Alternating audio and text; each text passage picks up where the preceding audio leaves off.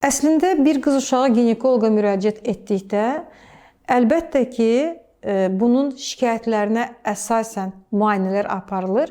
Bugün Azərbaycanda ən çox bizim rast gəlinən şikayətlər menstrual siklın gecikməsi bununla bağlıdır və bu zaman bir ginekoloq olaraq biz burada öncə ultrasəs müayinəsini aparırıq. Bu isə transabdominal aparılır.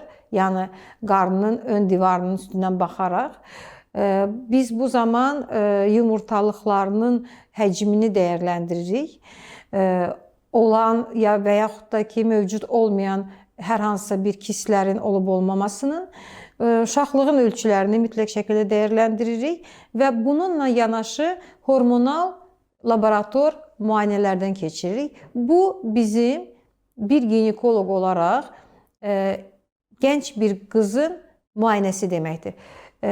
Burada əlavə heç bir müdaxilələr, müayinələr olunmur ki, ana da bundan qorxsun, çəkinsin və qızını ginekoloqun müayinəsinə gətirməsin.